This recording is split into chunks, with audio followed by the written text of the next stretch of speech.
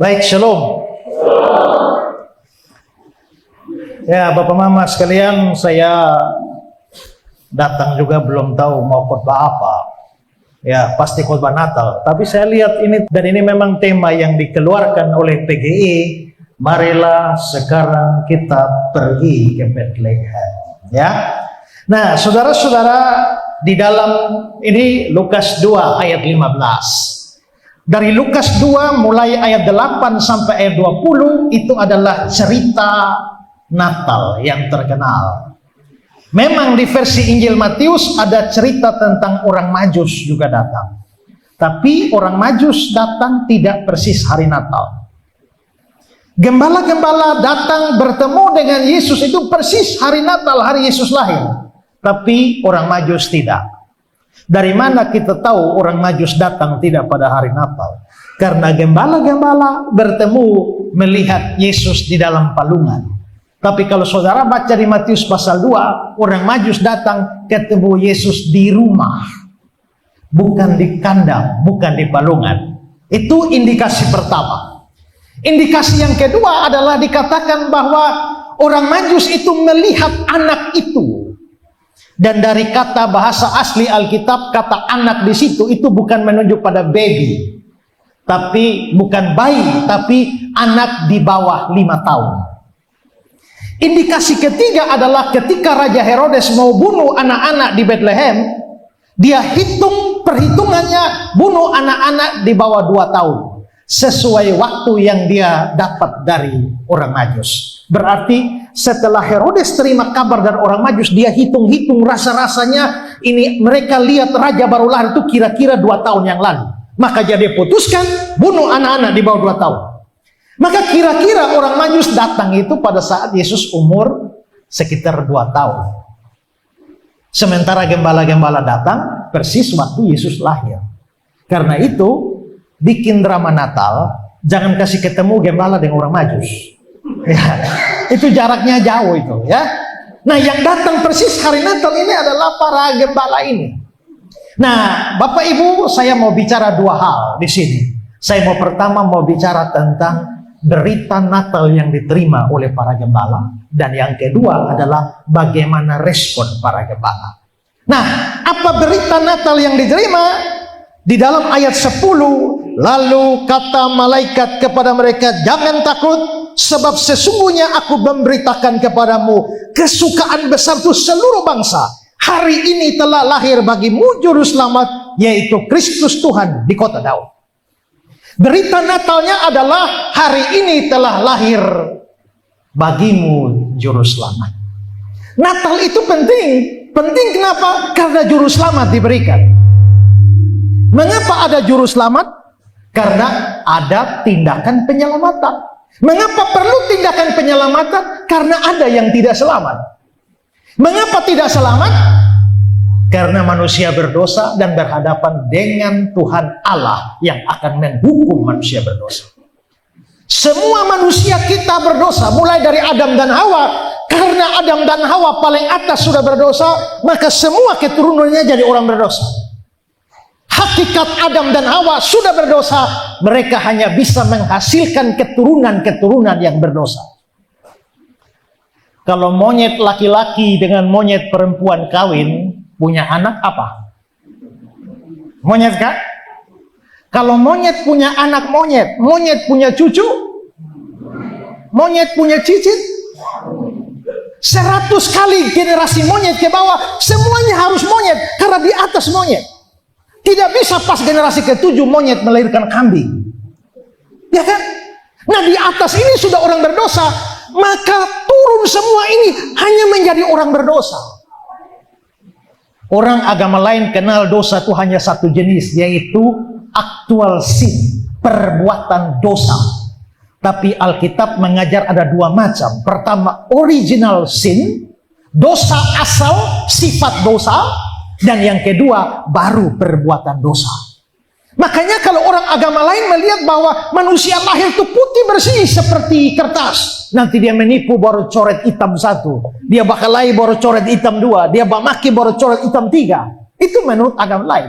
Tapi menurut Kristen, semua kita lahir itu sudah bawa sifat dosa. Makanya coba Bapak Mama lihat, anak-anak lahir kita besar, kita kasih kursus bahasa Inggris, kursus bahasa Mandarin, kursus bahasa macam-macam, tapi tidak perlu kursus Bamaki kan? Tidak kan? Otomatis mereka akan tahu. Karena apa? Sifat dosa sudah ada. Maka semua manusia nomor satu itu orang berdosa. Kedua, dosa itu bukan sekedar kondisi. Dosa itu semacam power, kuasa yang menguasai orang berdosa. Sehingga semua orang berdosa itu di bawah kuasa dosa. Kita tidak bisa melepaskan diri dari dosa. Dosa itu persoalan rohani. Saudara, ada pernah terjadi kasus ada orang maki orang. Satu bapak maki orang. Karena dia maki lalu orang yang dimaki tidak terima baik. Lapor dia ke polisi, bawa dia ke pengadilan. Tapi kali ini hakim kasih hukuman yang aneh. Hakim tidak memenjara dia, tidak kasih denda juga. Hakim bilang begini, karena kau tukang maki, berarti mulutmu ini kotor. Maka hukuman yang diberikan, ini mulut yang kotor, harus cuci kasih bersih. Maka hakim putuskan, dia dihukum dengan cara panggil algojo, cuci dia punya mulut pakai sabun 1 batang sampai habis. Karena ini orang mulut kotor, cuci kasih bersih dia punya mulut. Maka saudara-saudara, waktu hari pelaksanaan hukuman datang algojo, cuci mulutnya, lu tukang maki dia, sekarang saya cuci lu punya mulut. Dia cuci mulutnya, waktu dia cuci, ini orang maki kembali, itu algojo. Lalu dia cuci lagi, dia maki lagi, dia cuci lagi, dia maki lagi, sambil cuci dia cuci maki. Kalau begitu persoalannya, masalahnya bukan di mulut kawan. Masalahnya di mana? Di hati. Hati ini bukan hati yang organ fisik kita, liver itu. Bukan, ini persoalan rohani. Maka dosa memperbudak semua orang. Berikut. Tuhan Allah, Tuhan yang adil. Nanti kalau saudara baca di Nahum 1 ayat 3, Tuhan itu panjang sabar, besar kasih setianya, tapi tidak sekali-kali dia membebaskan hukuman dari hukuman orang yang bersalah. Hakim di dunia bisa 2 kemungkinan, orang bersalah tidak dihukum, orang yang tidak bersalah malah dihukum. Itu tidak adil. Tapi Allah ini hakim yang adil, maka yang bersalah harus dihukum. Nah, kita semua ini bersalah, kita semua berdosa, semua manusia harus dihukum. Dan hukuman paling hebat itu neraka. Sekarang banyak orang tidak percaya ada neraka, tapi saudara lihat, orang yang paling banyak bicara neraka itu bukan rasul, bukan nabi, tapi Tuhan Yesus sendiri. Saudara baca di Injil-Injil, yang paling banyak omong neraka itu Yesus. Jadi kalau neraka tidak ada, berarti Tuhan Yesus omong kosong. Tapi kalau kita percaya Tuhan Yesus, maka harus percaya ada neraka. Kalau neraka di mana? Neraka itu tidak ada. Saya belum pernah ke neraka. Surga juga tidak ada. Tuhan Allah juga tidak kelihatan kan? Tapi kenapa saudara percaya Tuhan Allah ada? Yang kelihatan belum tentu ada, tapi yang tidak kelihatan juga belum tentu tidak ada. Coba, listrik itu bulat atau lonjong? Atau segitiga? Tidak kelihatan. Listrik tidak kelihatan. Wah, karena listrik tidak kelihatan, saya tidak percaya ada listrik. Nah, coba lu pegang kabel telanjang, coba. Waktu lu pegang kabel telanjang, lu langsung sadar dia ada, kan? Tapi tidak tahu dia bulat, lonjong, segi 4, segitiga. Berarti yang tidak kelihatan juga belum tentu tidak ada. Satu hari ada profesor ateis. Ateis itu tidak percaya ada Tuhan. Lalu profesor di kelas, dia bilang, mahasiswa sekalian, saya mau tanya. Siapa di antara kalian yang pernah lihat Tuhan Allah? Angkat tangan. Tidak ada. Pertanyaan kedua, siapa di antara kalian pernah raba Tuhan Allah? Angkat tangan. Tidak ada. Maka profesor bikin kesimpulan, karena tidak ada yang pernah lihat Tuhan Allah dan tidak pernah raba Tuhan Allah, kesimpulan saya, Tuhan Allah tidak ada. Ada komentar? Tiba-tiba ada satu mahasiswa Kristen bilang, Pak Profesor, izin, saya tidak mau komentar Profesor, saya hanya izin bicara dengan teman-teman di depan. Boleh? Boleh. Lalu dia maju depan, dia bilang, teman-teman saya mau bertanya. 2 pertanyaan. Pertanyaan pertama, siapa di antara kalian pernah lihat otak Profesor ini? Angkat tangan. Tidak ada. Pertanyaan kedua, siapa pernah raba otak profesor ini? Angkat tangan. Tidak ada. Karena otak profesor ini tidak pernah dilihat dan tidak pernah diraba. Kesimpulan saya, ini profesor tidak punya otak. Ya, kita tahu bahwa yang tidak terlihat juga tidak berarti tidak ada. Karena itu Allah tidak dilihat tapi dia ada. Surga neraka tidak dilihat tapi ada. Karena Tuhan Yesus mengajarkan hukuman paling berat yang diberikan Tuhan Allah bagi orang berdosa itu adalah lempar dia ke neraka selama-lamanya. Saudara, kalau ketemu orang saksi Yehova tidak percaya ada neraka. Karena menurut orang saksi Yehova, Allah yang Maha Kasih tidak mungkin lempar orang ke neraka. Saya pernah ketemu orang saksi Yehova, lalu dia tanya, Pak, kalau Bapak berdosa, setiap detik berdosa, sampai umur 80 tahun baru mati. Jadi setiap detik selama 80 tahun Bapak berdosa, Tuhan Allah lempar Bapak ke neraka berapa lama? Saya bilang selama-lamanya. Dia bilang, dosanya 80 tahun, masuk neraka selama-lamanya, tidak adil. Lalu saya bilang, yang adil bagaimana? Dia bilang, yang adil masuk neraka 80 tahun, habis itu kasih keluar. Kenapa? Karena lamanya berdosa harus sama dengan lamanya hukuman. Oh begitu? Lalu saya tanya, sekarang coba pikir. Kalau orang memperkosa orang, itu butuh waktu berapa lama? Tolong yang pernah lakukan. Paling hanya berapa menit? Oh, karena memperkosa orang 5 menit, maka hakim putuskan masuk penjara 5 menit. Adil? Tidak adil. Kenapa? Dosanya hanya 5 menit, akibat dosa itu panjang. Maka kamu berdosa 80 tahun, tapi akibat dari dosamu merongrong kekudusan Tuhan Allah. Maka kalau Tuhan Allah lempar kau ke neraka, itu wajar. Neraka itu tempat penghukuman, bukan paguyuban atau komunitas hidup masyarakat di sana. Tidak. Semua yang masuk di sana itu menderita. Tidak ada yang berleha-leha senang di sana. Saya pernah baca cerita tuh, waktu Hitler pemimpin Nazi Jerman pasti masuk neraka.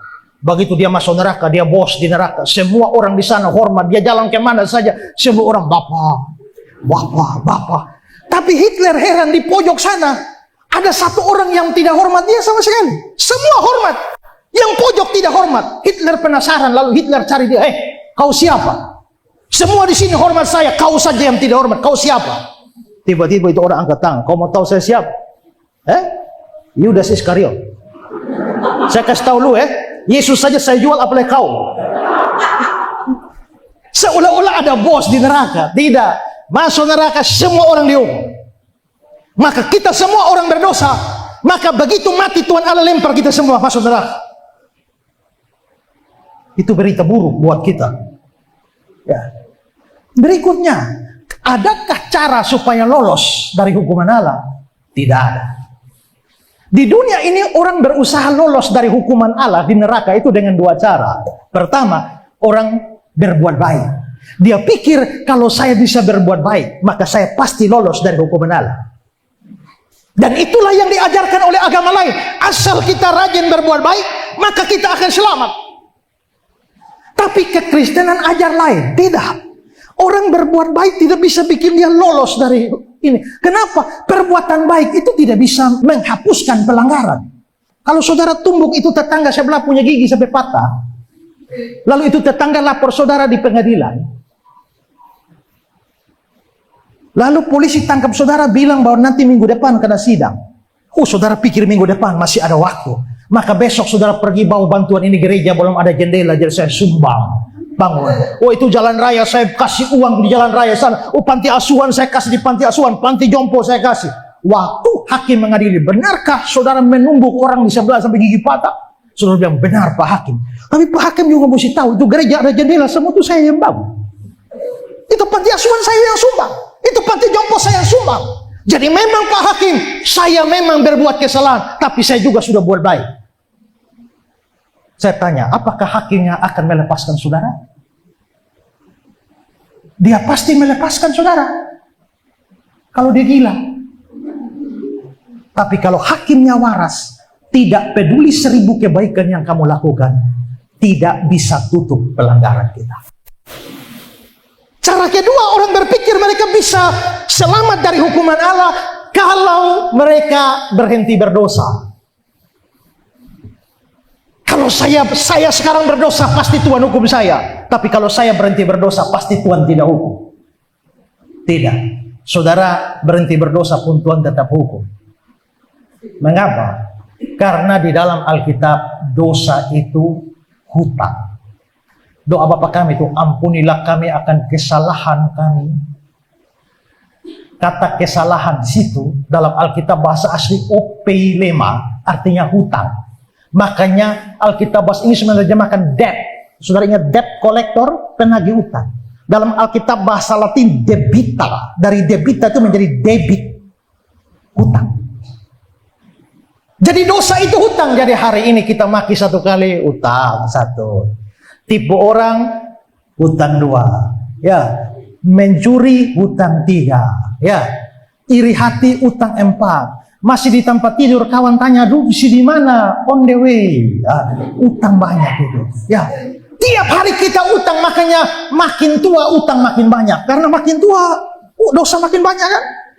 Dosa itu hutang. Sekarang saudara, pikir ini, apakah hutang bisa diselesaikan dengan berhenti hutang? Kalau saya tidak punya uang, Bapak pinjam 100 juta, Bapak kasih. Minggu depan lagi tambah 100 lah Bapak. Minggu berikut lagi tambah 100 lah. Terus sampai 1 miliar. Lalu Bapak marah sama saya, Pak, ini Bapak pinjam sudah 1 miliar. Lalu saya bilang, Pak, jangan marah-marah. Saya janji deh, mulai sekarang saya tidak pinjam lagi. Terima kasih Bapak. Masalah selesai. Selesai? Tidak. Kenapa? Karena berhenti utang itu penting, perlu. Tapi nomor 2, nomor 1 itu bayar utang. Kalau saudara punya kartu kredit, lalu ada utang di kartu kredit itu, apakah otomatis lunas karena mulai sekarang saya tidak pakai itu kartu kredit lagi? Bahkan saudara ambil gunting bakar itu kartu kredit pun tetap tidak bisa menghapuskan utang itu. Hutang harus diselesaikan dengan bayar utang, bukan berhenti utang. Maka dosa harus diselesaikan dengan pembayaran, bukan berhenti berdosa. Nah, bayar pakai apa Pak Pendeta? Upah dosa maut, maka bayar pakai nyawa, yaitu lu mati. Nah, kalau sudah mati terus bagaimana? Ya sudah, selesai. Maka di sini kita bisa lihat tidak ada cara bisa lolos dari hukuman Tuhan Allah. Terus bagaimana caranya? Caranya harus pakai juru selamat. Tapi tidak sembarang orang bisa jadi juru selamat. Juru selamat itu harus memenuhi 2 syarat. Syarat pertama harus manusia. Kenapa? Yang bikin dosa manusia. Syarat yang kedua tidak boleh berdosa. Satu pun tidak boleh. Karena kalau juru selamatnya berdosa, juru selamatnya juga masuk neraka. Kalau juru selamatnya berdosa, maka juru selamat pun tidak selamat. Jadi supaya jadi juru selamat harus tidak berdosa, satu pun tidak boleh. Ini ingat 2 syarat. Manusia tidak berdosa. Mari kita cari di kolong langit ini. Ada manusia? Ada. Syarat pertama ada. Ada yang tidak berdosa? Tidak ada. Berarti di sini syarat pertama ada, syarat kedua tidak ada. Maka juru selamat tidak bisa dari dunia ini. Mari kita cari di atas sana, di surga. Adakah yang tidak berdosa? Ada. Siapa? Tuhan Allah. Tapi Tuhan Allah bukan manusia. Maka di sana ada syarat kedua, tidak berdosa. Tapi syarat pertama tidak dipenuhi. Karena kita butuh manusia yang tidak berdosa. Maka di sini ada manusia berdosa semua. Di atas sana ada yang tidak berdosa tapi bukan manusia. Lalu terus bagaimana? Bagaimana kalau yang tidak berdosa itu jadi manusia saja? Nah, itu saja caranya. Supaya dapat juru selamat, yang tidak berdosa yaitu Tuhan Allah jadi manusia. Tapi supaya jadi manusia, dia tidak bisa, dia harus manusia sungguh-sungguh, tidak bisa manusia jadi-jadian. Maka dia harus lahir dari seorang manusia. Dia tidak bisa tiba-tiba muncul dari pohon. Itu bukan anak manusia, itu anak pohon. Dia tidak bisa muncul dari batu. Dia tidak bisa muncul dari laut. Dia harus manusia, harus lahir dari seorang manusia. Nah, maka Allah itu menjadi manusia, tapi harus lahir dari seorang manusia. Supaya dia jadi manusia. Waktu dia jadi manusia, dia tidak boleh berhenti jadi Allah. Karena waktu dia berhenti jadi Allah, dia berdosa. maka dia harus tetap Allah, tapi dia mengambil kemanusiaan. Sehingga sekarang Allah manusia. Allah sendiri dalam rupa insan. Allah dalam rupa insan, dalam rupa manusia. Kalau begitu, Yesus Kristus itulah Allah yang jelma jadi manusia. Maka sekarang juru selamatnya sudah ada kan? Manusia tidak berdosa. Adakah dari zaman dulu sampai sekarang sampai kiamat nanti ada manusia yang tidak berdosa selain Yesus? Tidak ada. Kalau begitu juru selamat hanya satu. Tidak bisa ada juru selamat yang lain. Nanti juru selamat itu yang bayar utang kita. Bayar pakai apa? Pakai nyawa, saya bilang tadi.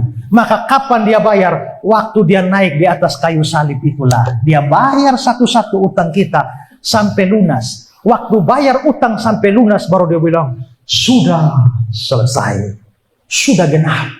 Sudah genap artinya lunas. Waktu saya baca itu ayat itu saya bersyukur, terima kasih Tuhan. Saya orang paling berdosa tapi Tuhan bayar sampai lunas. Seandainya di atas kayu salib Tuhan Yesus bilang, hampir selesai. Sisa sedikit, maka saya pasti masuk neraka.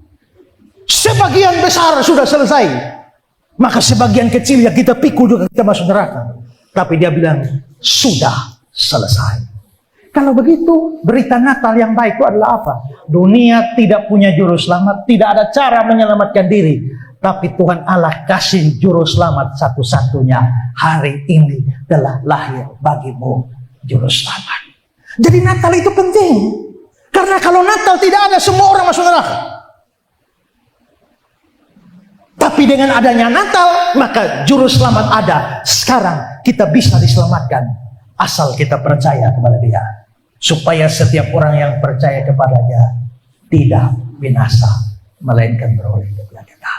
Berarti Natal itu penting. Maka semua harus bersyukur waktu Natal. Karena apa? Karena sekarang ada juru selamat. Amin. Itulah kekristenan. Juru selamat ini, konsep ini tidak ada di agama lain. Konsep juru selamat hanya ada di dalam kekristenan saja. Maka kita selamat bukan tergantung kita, tapi tergantung juru selamat kita, Allah yang jadi manusia. Nah, itu berita Natal. Sekarang saya mau mengajak kita melihat respon. Ini hal kedua, respon para malaikat. Di ayat yang ke-15, marilah sekarang kita pergi ke Bethlehem. Tuhan Yesus lahir di Bethlehem. Bet itu artinya rumah. Lehem itu artinya roti.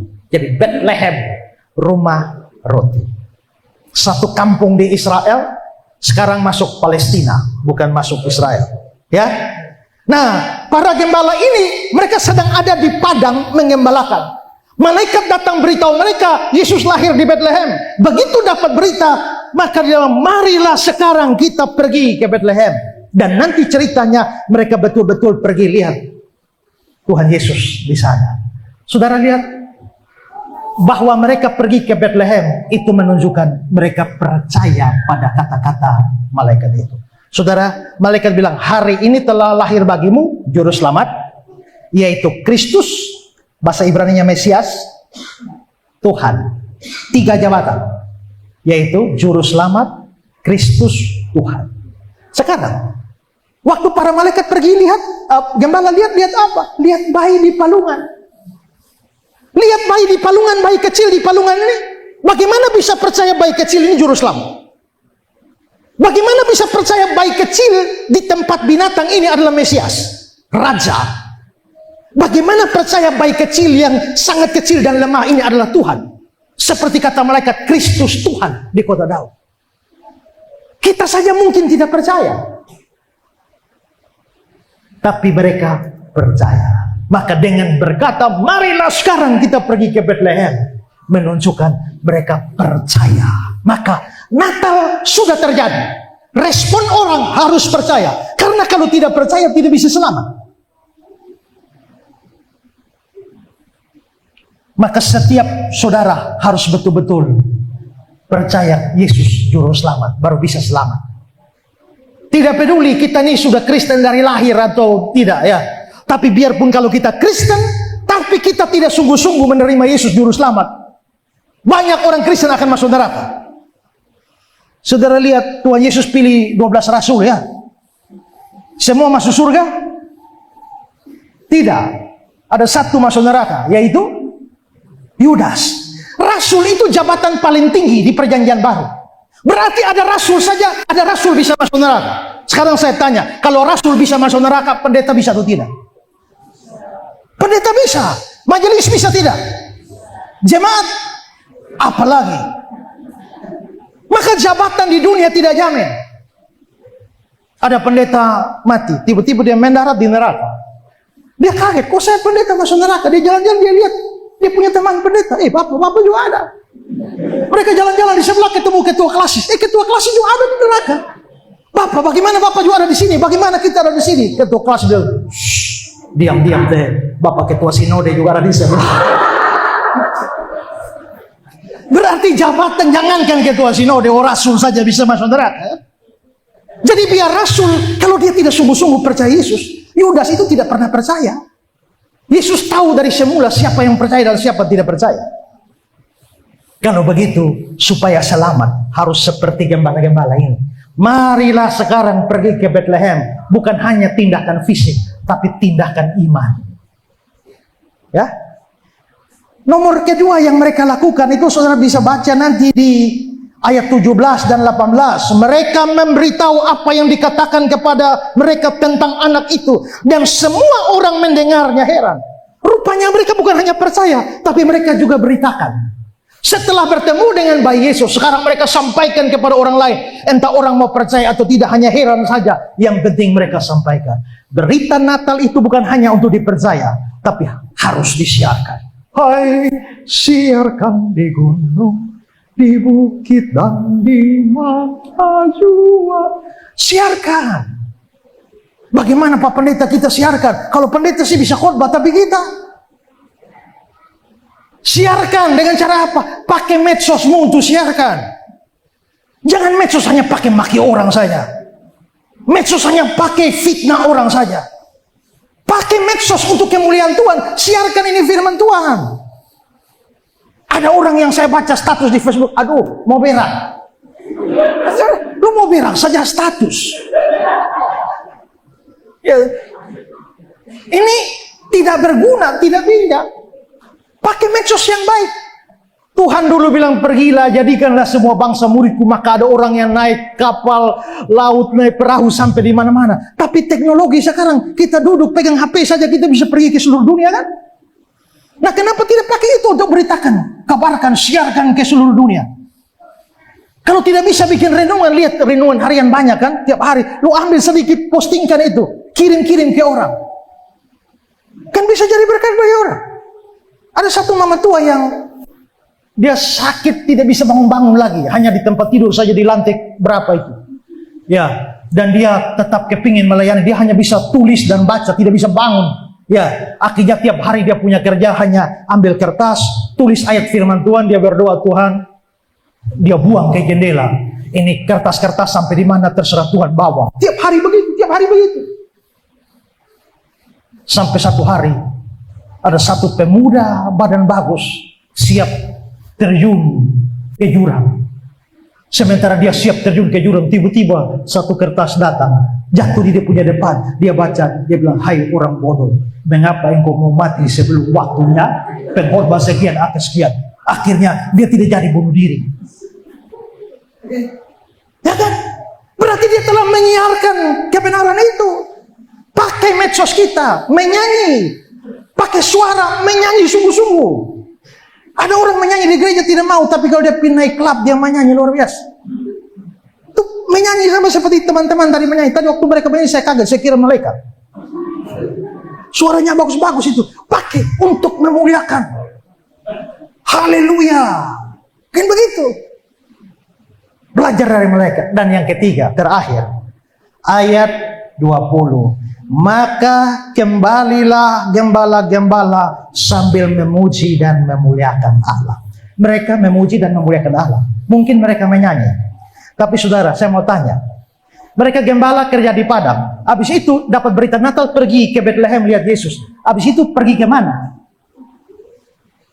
Maka kembalilah gembala-gembala. Kembali ke mana? Kembali lagi urus domba-domba. Apakah mereka jadi pendeta? Tidak. Apakah mereka jadi penginjil? Jadi pengkhotbah keliling? Tidak. Mereka tetap jadi gembala. Tapi biarpun tetap jadi gembala, mereka memuliakan Tuhan.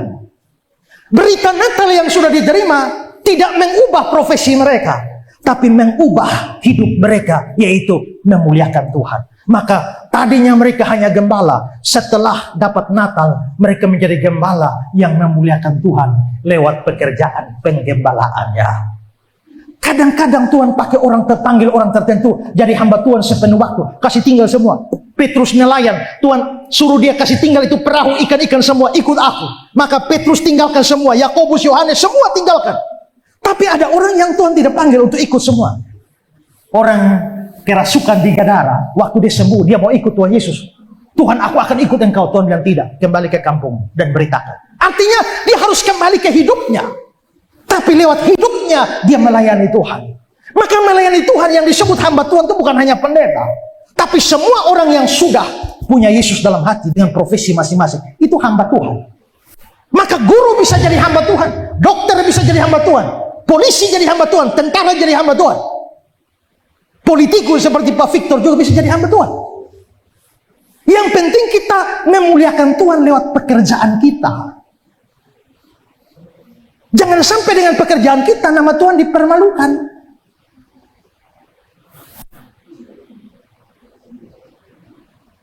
Satu hari ada pendeta yang pergi KKR di satu tempat, naik bis. Pulang dia naik bis lagi. Lalu kondekturnya datang, karcis berapa? 30.000. Dia kasih uang 50.000. Dia kasih uang 50.000, harusnya kembali 20.000. Tapi kondektur kasih kembali 25.000, berarti ada kelebihan 5.000. Waktu dia lihat ada kelebihan 5.000, dia mau kasih kembali, tapi ada suara dia bilang, sudahlah, hanya 5.000 saja. Oh ya sudah. Tapi satu suara bilang, biar hanya 5.000 saja, kasih kembali. Waktu dia mau kasih kembali, dia bilang, 5.000 itu tidak akan bikin bangkrut ini perusahaan B. Sudahlah. Maka dia bilang, sudahlah. Tapi satu suara bilang tidak bisa, mau bangkrut atau tidak bangkrut, harus kasih kembali. Pergolakan batin, akhirnya dia panggil kondektur. Kondektur sini. Tadi biaya bis berapa? 30. Saya kasih uang 50. Harusnya lu kasih kembali 20, tapi lu kasih kembali 25. Ini ada kelebihan 5.000. Ini, beta kasih kembali. Lalu itu kondektur tersenyum. Iya Bapak, saya juga tahu ada kelebihan 5.000. Kenapa begitu? Waktu Bapak KKR 3 hari di sana, beta ada iko juga. Beta hanya mau tes kira-kira dalam 5.000 Bapak taat atau tidak. Coba bayangkan. Kalau dia sampai ambil itu 5.000, maka dia khotbah 3 hari itu batal semua. Maka di sini kita bisa lihat hidup kita berbicara lebih keras daripada pemberitaan kita. Ya, dunia bulu tangkis Indonesia pernah mencatat nama Christian Hadinata sebagai atlet kita. Dan Christian Hadinata dalam satu turnamen masuk ke final untuk melawan dari negara lain. Dan rupanya mereka sudah seri berkali-kali, sudah jus berkali-kali, tapi tetap seri juga. Sampai akhirnya ditentukan siapa yang gagal kali ini, dia kalah. Maka terjadi rally yang panjang, blok bak, tiba-tiba lawan smash. Lawan smash jatuh di pojok sana, sudut tipis. Hakim garis bilang, out. Begitu out, Christian Hadinata menang sebagai juara. Maka semua ofisial Indonesia wah bersorak-sorak, menang, Christian menang. Tapi tiba-tiba Christian menghadap wasit dan dia protes. Bukan out, masuk. Terjadi perdebatan dan Christian berhasil meyakinkan Yuri di situ. Itu bola masuk. Kalau bola masuk, maka juara itu sebelah, bukan dia. Dan akhirnya diputuskan bukan Christian yang juara. Semua ofisial Indonesia terbengong. Christian meninggalkan itu lokasi, dicegat wartawan. Wartawan tanya, Christian, mengapa kamu kasih tahu bahwa itu bola masuk? Ya karena memang bola masuk. Tapi kalau lu diam-diam saja orang tidak ada yang tahu itu masuk. Lalu Christian bilang begini, dengar baik-baik. Nama saya Christian dan saya orang Kristen. Dan orang Kristen tidak boleh bohong. Biarlah orang melihat perbuatan baikmu dan mempermuliakan Bapamu yang di surga. Saya tidak tahu saudara profesi apa. Guru kah? Dosen kah? Dokter kah? Petani kah? Peternak kah? nelayan kah? Atau apa saja, tukang ojek kah? Habis merayakan Natal, ini gembala-gembala pulang kembali ke domba-dombanya. Tapi mereka memuliakan Allah. Setelah kita merayakan Natal, kembalilah ke hidup kita dan memuliakan Tuhan. Jadi, orang-orang profesional yang memuliakan Tuhan. L.A. Hill, cerita terakhir, menceritakan satu orang guru yang pintar sekali, tapi pemalas sekali. Karena dia pemalas sekali, dia tidak suka mengajar. Tapi karena dia pintar, maka dia menggunakan kepintarannya supaya mendukung. Hari di kelas permulaan semester, dia masuk ke kelas lalu dia tanya, anak-anak, apakah kalian tahu apa yang saya ajarkan hari ini? Anak-anak bilang, tidak tahu Pak. Maka marah dia, apa? Tidak tahu? Kalian kan punya silabus, kalian bisa lihat, harus tahu apa yang saya ajarkan hari ini. Kalau kalian tidak tahu, berarti kalian tidak siap belajar. Kalau begitu, untuk apa saya mengajar? Permisi. Dia keluar. Besok dia datang, selamat pagi anak-anak, pagi Pak. Apakah kalian tahu apa yang saya ajarkan hari ini? Wih, kemarin bilang tidak tahu, Bapak tua keluar. Hari ini dong seragam semua, tahu Pak. Lalu dia bilang, apa? Tahu. Kalau kalian sudah tahu, untuk apa saya mengajar lagi? Permisi. Besok dia datang, selamat pagi anak-anak, apakah kalian tahu apa saya ajarkan hari ini? Anak-anak sudah bingung. Bilang tidak tahu dia pulang, bilang tahu dia pulang. Dong sepakat, sebelah kiri bilang, tahu Pak. Sebelah kanan bilang, tidak tahu Pak. Dia bilang, bagus, yang tahu, kasih ajar yang tidak tahu. Dia guru pintar tapi pemalas. Semoga tidak ada yang pemalas begitu di sini kan? Ya. Merayakan Natal tuh ujungnya harus memuliakan Tuhan. Bukan merayakan Natal lu cek mabok, bikin kacau, pajak orang di jalan. Ya kan? Berapa banyak orang yang habis Natal, terutama nanti 31 kita lihat nanti. Berapa yang mabok sampai hari Minggu tidak datang gereja. Habis merayakan Natal, kembalilah ke hidupmu sambil memuliakan Allah. Amin. Mari sekarang kita pergi ke Bethlehem, tapi jangan lupa pulang. Karena waktu Natal kita pergi ke Bethlehem. Hai mari berhenti, turut semua ke Bethlehem. Setelah dari Bethlehem, kembalilah ke Oinesu untuk memuliakan Tuhan di Oinesu. Kembalilah ke Kupang, kembalilah ke Kolbano, kembali ke Soe, kembali ke mana-mana. Karena tugas memuliakan Tuhan menanti saudara di dalam pekerjaan saudara. Thank you for the happiest year of my life.